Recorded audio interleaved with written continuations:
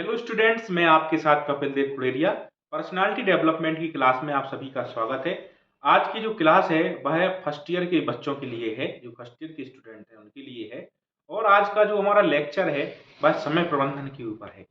Time management क्या है और इसको हम जीवन में कहाँ उपयोग कर सकते हैं, इसके उपयोग करने से हमें कौन कौन से लाभ मिल सकते हैं, इन चीज़ों को हम आज समझेंगे। क्लास में आगे बढ़ने से पहले मेरी रिक्वेस्ट रहेगी कि आप सभी लोग क्लास में जो चैनल है हमारी, उस चैनल को सब्सक्राइब करें एवं अपनी प्रतिक्रिया कमेंट के रूप में जरूर दें।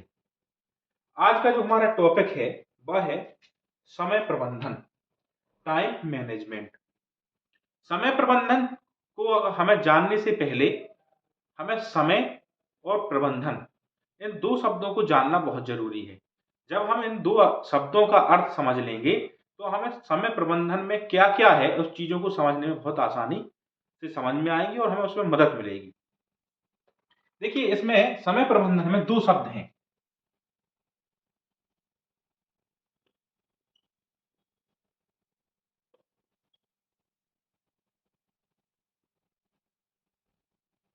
देखिए, दो शब्द हैं।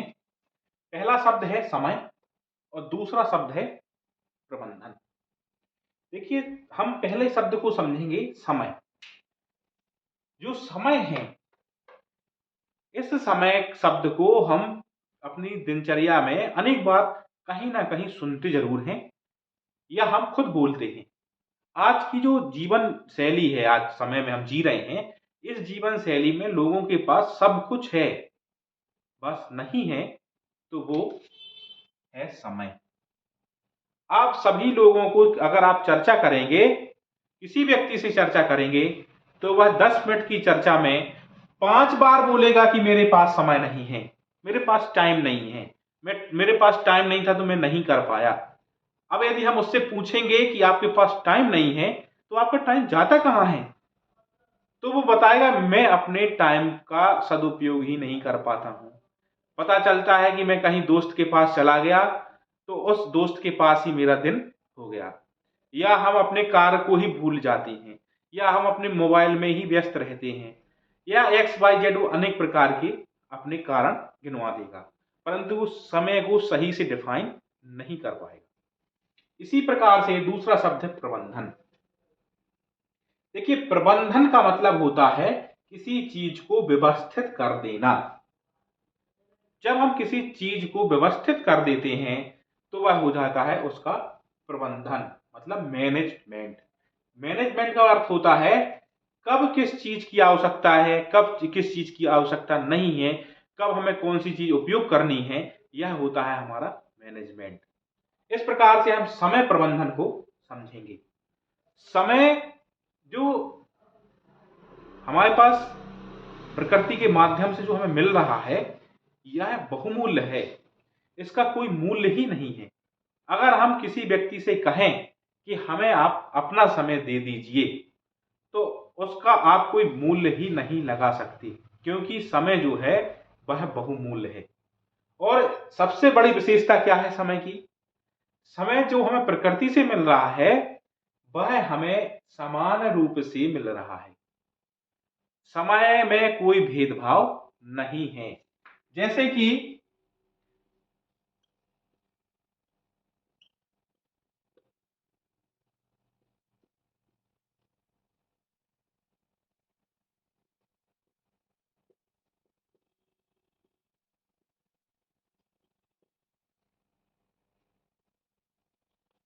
जैसे कि एक दिन में 24 घंटे होते हैं। ये 24 घंटे हैं, 24 घंटे हैं जो ये छोटे से बच्चे के लिए भी 24 घंटे हैं और वयोवृद्ध व्यक्ति के लिए भी 24 घंटे हैं। प्रकृति ये नहीं करती है कि अगर कोई छोटा बच्चा है तो उसको 10 घंटे दे दिए जाएं, जो बड़ा है उसको 20 घंटे दे दिए जाएं, और जो वयोवृद्ध है उसको 24 घंटे दे दिए। नहीं, समय छोटे से छोटे जीव और बड़े से बड़े जीव को प्रतिदिन जो घंटे देती है वह 24 देती है। अब जो व्यक्ति समय का प्रबंधन बहुत अच्छे से कर लेता है तो 24 घंटे में वह बहुत सारे काम को कर लेता है, वह बहुत सारे काम कार्यों को संपादित कर लेता है, उसे परेशानी नहीं जाती। वहीं दूसरा व्यक्ति अगर समय को प्रबंधित नहीं करता है तो वह पता चलता है कि एक दिन में एक भी कार्य को ना कर सके, उसको कार्य करने का तरीका ही नहीं पता कि समय को कैसे प्रबंधित करके हम अपने कार्य को कर सकते हैं। 24 घंटे को आप ध्यान से देखिए, जो समय है यह अपरिवर्तनशील है।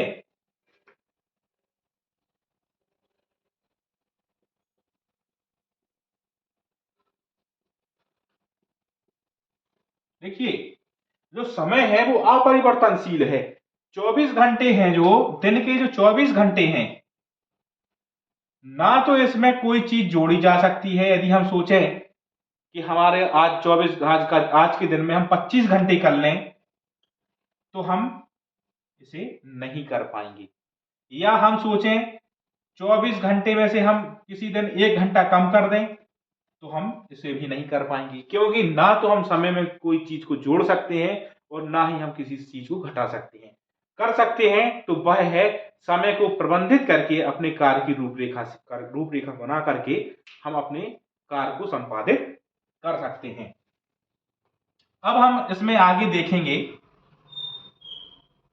समय प्रबंधन, जो टाइम मैनेजमेंट है, इसमें जो समय है इसके संसाधनों का रूप क्या है।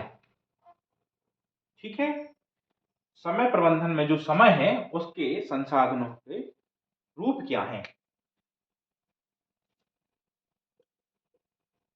समय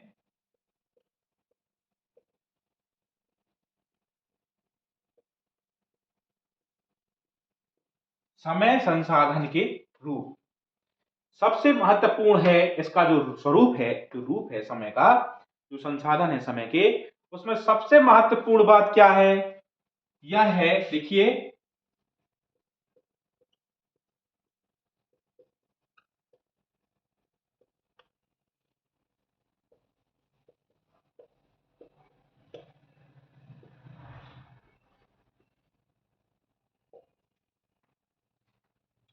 क्या है।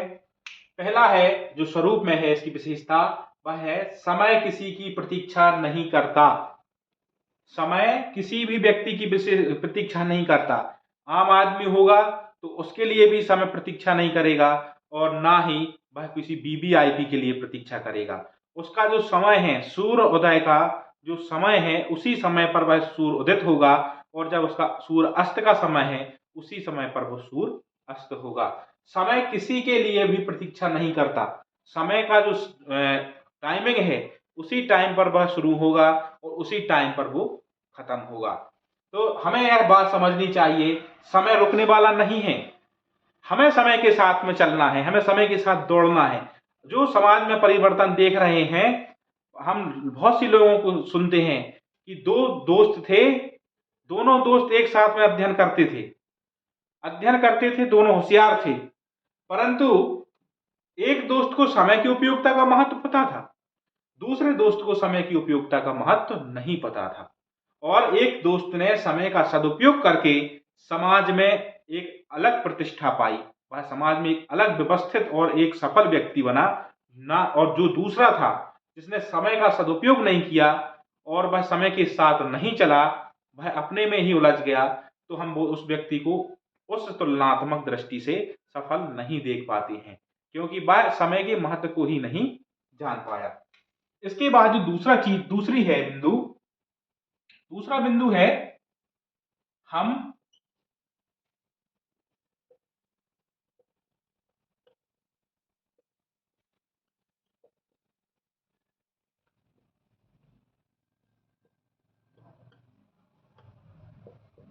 देखिए, दूसरा बिंदु जो है, हम घड़ी को पीछे नहीं कर सकते।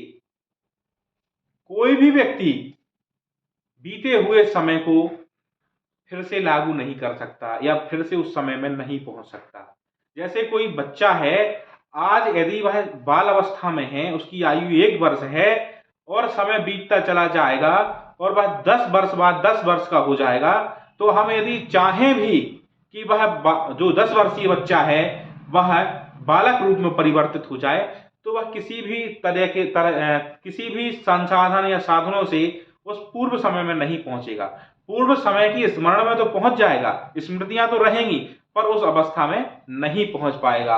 हम घड़ी को पीछे नहीं कर सकते हैं। हमें जो समय हमारे साथ चल रहा है, जो वर्तमान समय चल रहा है, हमें उस वर्तमान समय का सदुपयोग करना है। तीसरा है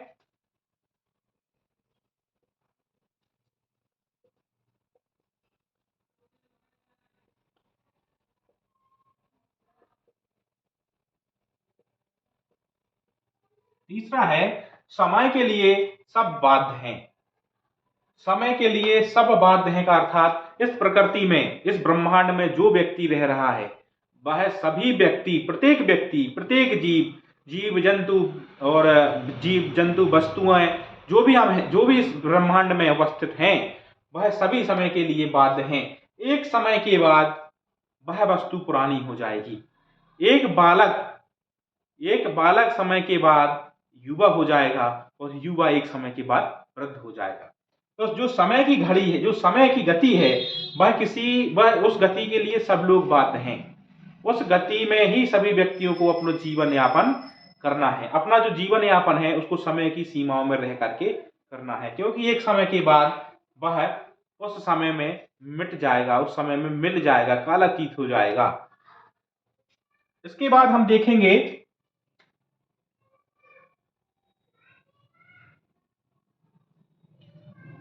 चौथा क्या है।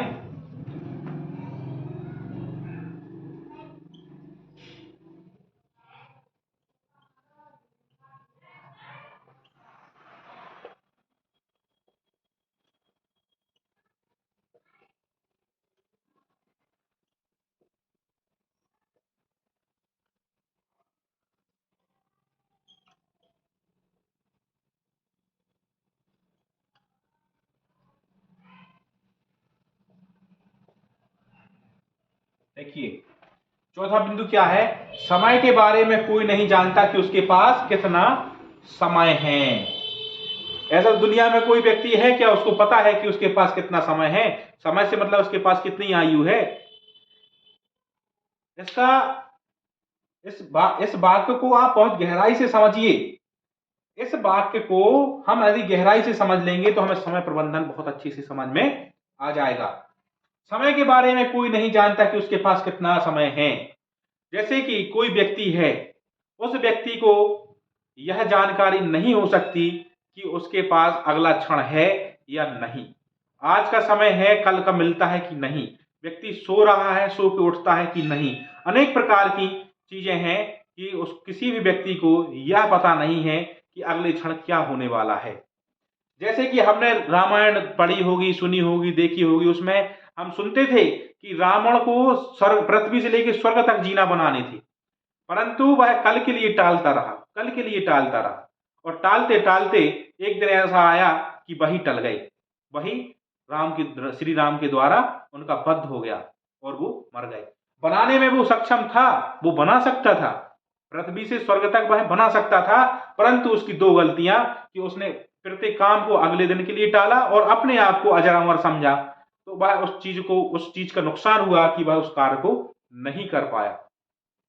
प्राचीन काल में ही कबीर कह गए हैं, काल करे सो आज का राज करे सो अब, पल में प्रलय होत है बहुरी करेगा कब। हम जो काम है काल करे सो आज कर, जो हमें कल करना है उसे कोशिश करिए आज करने की, और जो हमें आज करना है उसको कोशिश करिए अभी से प्रारंभ करने की।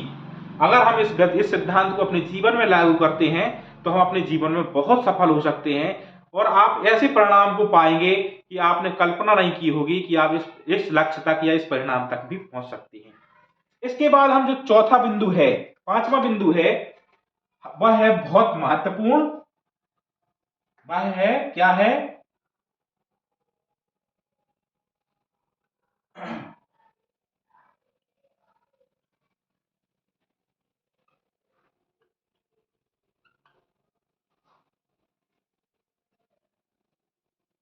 देखिए, पांचवा बिंदु है हमारे पास केवल वर्तमान है, ना हमारे पास भूत है, ना हमारे पास वर्तमान है, वो ना हमारे पास भूत है और ना हमारे पास भविष्य है। हमारे पास अगर है तो वह है वर्तमान। आज का जो क्षण है, आज का जो समय है, उस समय में आप जो करेंगे उसी के आधार पर आपका भविष्य निर्माण होगा।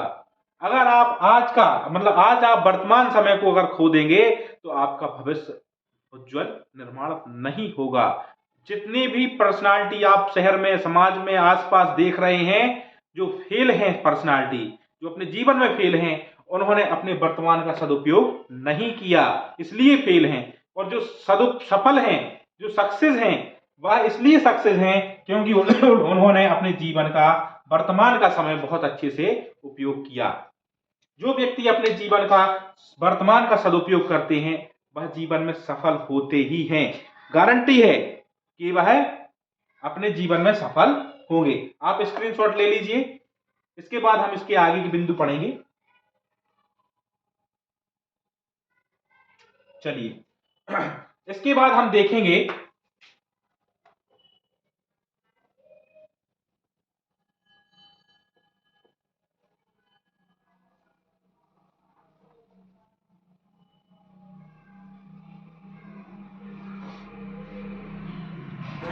इसके बाद हम क्या देखना है, हमें समय की बर्बादी किन किन बिंदुओं या किन किन कारणों से होती है, हमें यह जानना भी जरूरी है। देखिए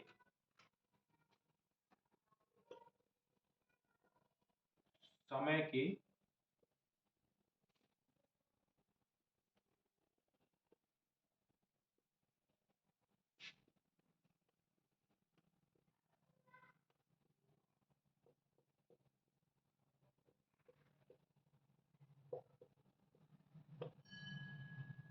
होती है, समय की बर्बादी किन किन कारणों से होती है, हमें इन कारणों को जानना होगा। इसके महत्वपूर्ण दो कारण हैं। एक पहला कारण है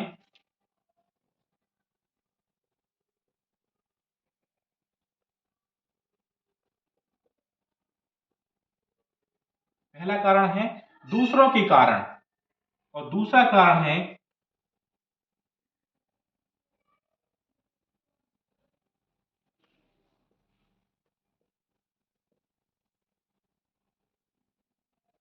पहला कारण है दूसरों के कारण और दूसरा कारण है स्वयं के कारण। पहले बिंदु को हम देखेंगे, दूसरों के कारण किन किन माध्यमों से, किन कारणों से हमारा समय बर्बाद होता है। पहला है जो दूसरों के कारण है, उसको देखिए। पहला होता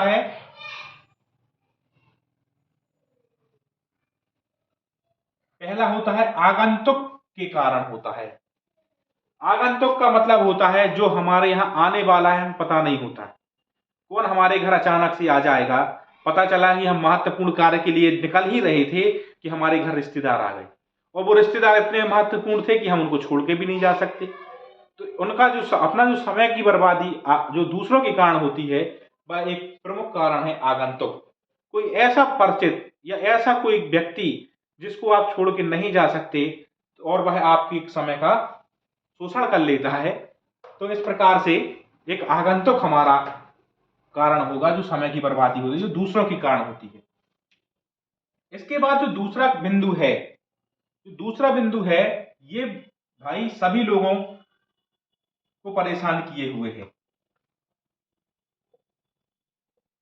देखिए फोन कॉल, इसको मैंने दो भागों में बांट दिया है, फोन को और कॉल को।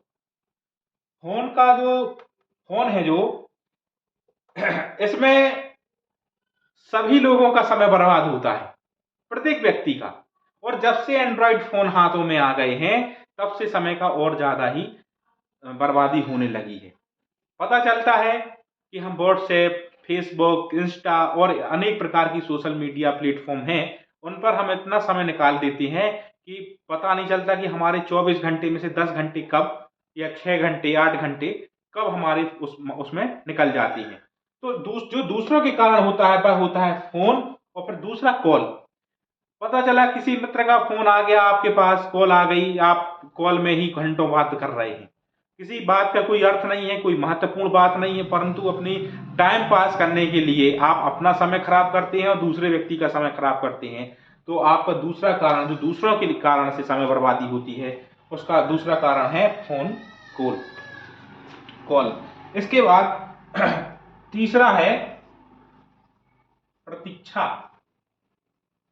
प्रतीक्षा प्रतीक्षा पता चला कि आप किसी कार्य से किसी व्यक्ति के पास मिलने गए, उस व्यक्ति ने आपको वेटिंग उसमें बैठा दिया कि आप अभी बैठिए, उक्त व्यक्ति अभी टाइम नहीं है तो वो बैठा है। अब आपने अपनी रूपरेखा बनाई कि इन व्यक्ति से मिलकर के, इस सज्जन से मिलकर के हम दूसरे कार्य के लिए निकलेंगे, दूसरे कार्य को करना है। आपने अपने समय को बांटा, पता चला कि जो आपने 3 घंटे में 2 काम बनाए, तो 3 घंटे में 3 घंटा किसी व्यक्ति की प्रतीक्षा में ही आपका समय निकल गया। इसमें आपका कोई दोष नहीं है कि आप समय की बर्बादी कर रहे हैं, क्योंकि ये दूसरों के द्वारा है। और भी है, और भी कारण है। जैसे चौथा कारण मान लीजिए आप, चौथा कारण है बैठकें। बैठकें, जो बैठकें होती हैं, जो मीटिंग होती हैं, ये भी एक दूसरों के कारण समय बर्बादी का कारण बन सकती हैं, बनती हैं। सामान्य रूप से देखते हैं हम, क्योंकि समय का किसी को महत्व है नहीं आज के समय में। बैठकें जो होती हैं, पता चला कि 5 बजे से बैठक शुरू होनी है, और जो मुख्य अतिथि हैं, मुख्य वक्ता हैं या मुख्य महत्वपूर्ण लोग हैं, 5 बजे का समय दिया गया है और वो 7 बजे आ रहे हैं, 6 बजे आ रहे हैं। उनकी बैठक के लिए हम इंतजार कर रहे हैं कि जब मुख्य वक्ता आ जाएंगे, जब मुख्य वक्ता आएंगे, जब उनकी बात सुनेंगे, भाई बैठक महत्वपूर्ण है, तो पता चलता है कि हमारी बैठक में बहुत सारा समय बर्बाद हो जाता है। एक चौथा कारण है, 5वां कारण है परिवहन। इसमें भाई किसी का दोष नहीं। आपको बहुत जल्दी जाना है, कहीं जाना है, आप किसी कार्य की रूपरेखा बनाए हुए हैं और आप कहीं जा रहे हैं, पता चलता है कहीं एक्सीडेंट हो गया, रोड जाम है। रोड जाम है या कोई आपकी गाड़ी में तकनीकी खराबी आ गई, या किसी दूसरे व्यक्ति की गाड़ी में तकनीकी खराबी आने के कारण जाम लग जाता है और आपके समय की बर्बादी हो जाती है। तो इस प्रकार से जो ये कारण है समय की बर्बादी की, ये दूसरे लोगों के कारण है, इसमें आपका कोई बस नहीं है। इसके बाद हम देखेंगे स्वयं के कारण। स्वयं के कारण क्या? स्वयं के कारण है, पहला बिंदु इधर, फर्स्ट बिंदु पढ़ लिया है अपन ने, दूसरा बिंदु देखिए।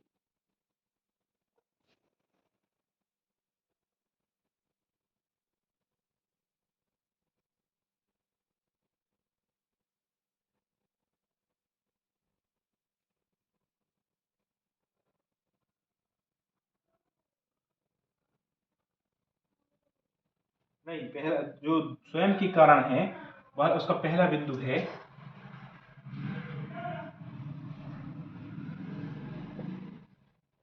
अव्यवस्था।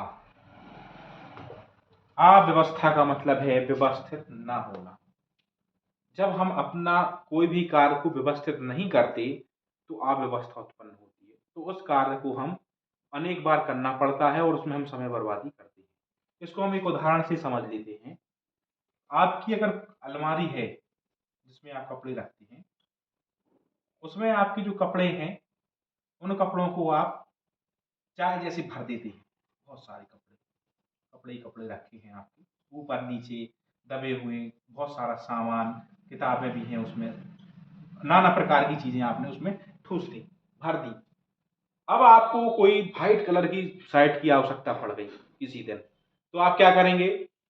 आप अलमारी को खोलेंगे और सबको इधर उधर फेंकेंगे, चारों तरफ फेंक देंगे, और फिर जाके आपको वो व्हाइट शर्ट मिलती है कि नहीं मिलती है, वो आपकी किस्मत है।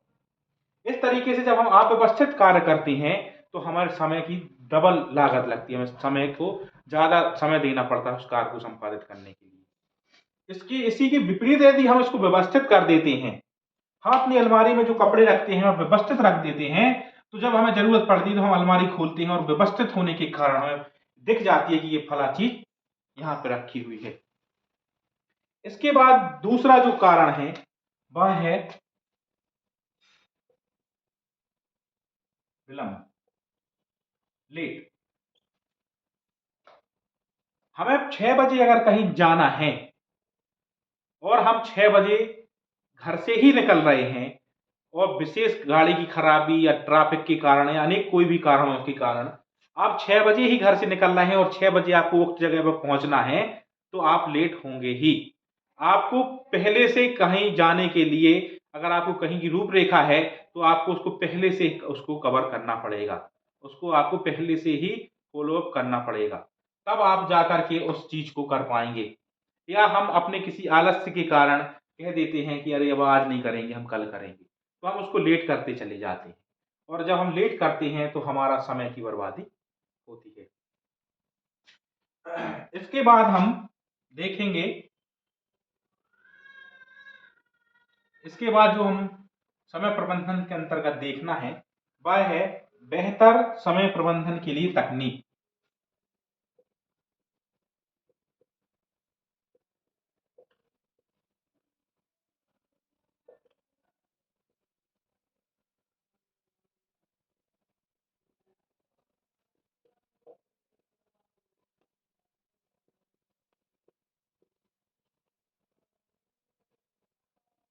हम समय प्रबंधन किस तकनीक से करें कि हमारा समय व्यवस्थित हो जाए।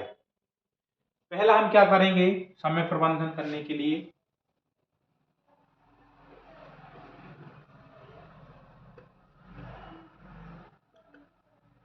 देखिए समय प्रबंधन करने के लिए हमें सबसे पहले करना है, जब हम किसी कार्य को करते हैं और एक दिन में हमें अनेक कार्य को करना है, तो हम उन कार्य की सूची बना लेंगे कि हमें पहले नंबर पे कौन करना है, उसके बाद दूसरे नंबर पे कौन करना है, तीसरे नंबर पे कौन करना है, चौथे और एक्स वाई जेड।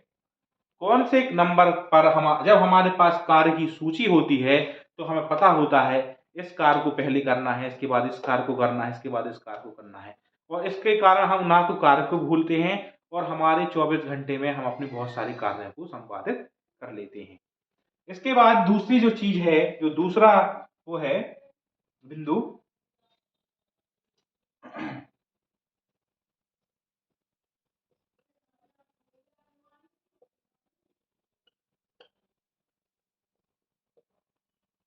देखिए दूसरा जो बिंदु है वह भी बहुत महत्वपूर्ण है।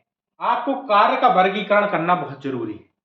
आपको कार्य जो करने हैं उन कार्यों को आपको वर्गीकृत करना है कि कौन से कार्य महत्वपूर्ण है और तुरंत करने हैं, कौन से कार्य महत्वपूर्ण तो है पर तुरंत नहीं करना है। जब हम इन प्रकार के कार्यों का वर्गीकरण कर लेते हैं, तो हम अपने कार्यों को बहुत आसानी से और समय पर उसको कर सकते हैं, संपादित कर सकते हैं। तो हमें कार्यों का वर्गीकरण भी बहुत जरूरी है करना। इसके बाद जो तीसरा जो है वो है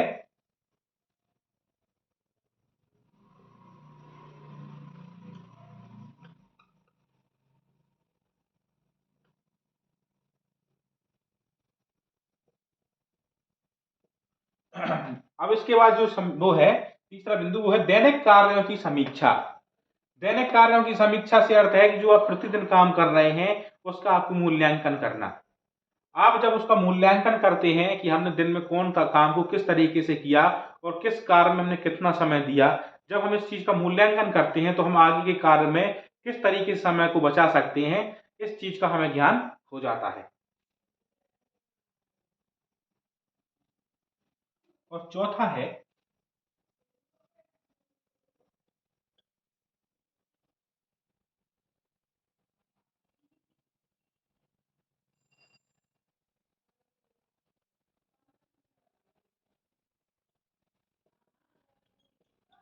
देखिए चौथा जो बिंदु है वो है कार्य को कल पर ना छोड़ें।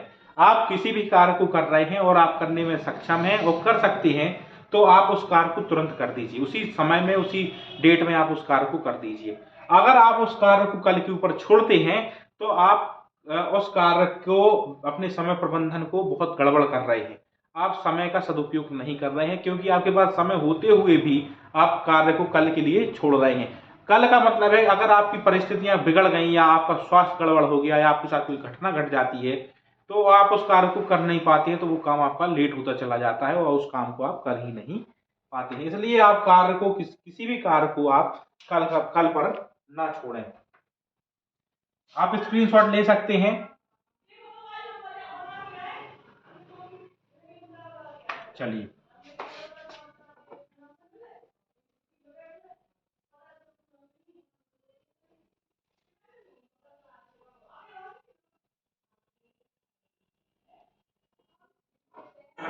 उसके बाद हम इसके देखिए समय प्रबंधन के लाभ देखेंगे।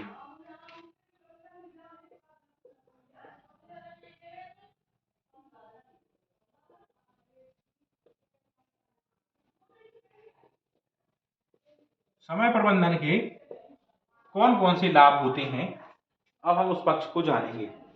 पहला क्या है? पहला है समय प्रबंधन जब हम कर लेते हैं तो उसका पहला लाभ क्या है, बहुत महत्वपूर्ण है।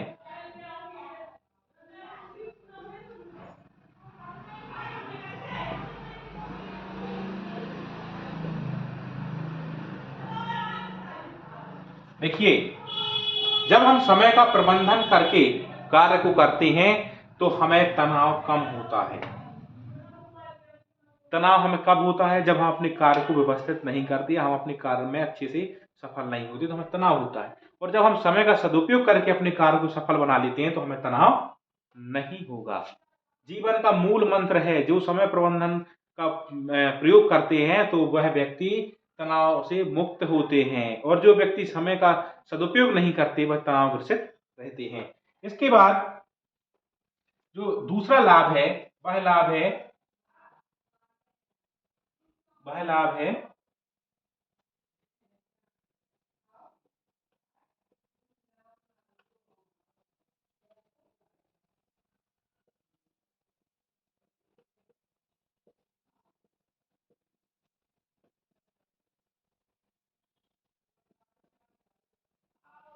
देखिए, दूसरा क्या है, व्यक्ति की कार्य क्षमता में वृद्धि होती है। जब व्यक्ति समय का प्रबंधन करके सदुपयोग करता है या काम को विभक्त करके काम करता है तो वह व्यक्ति की कार्य की क्षमता बढ़ जाती है। वह अपने समय को बिल्कुल चरणबद्ध तरीके से विभक्त करता है, उस चरणबद्ध तरीके से वह कार्य करता है तो वह अपने 24 घंटे में अनेक कार्यों को कर सकता है। तो उसके कार्य करने की क्षमता लगातार बढ़ती चली जाती है और उसके कार्य में वृद्धि होती है। तीसरा क्या है? तीसरा है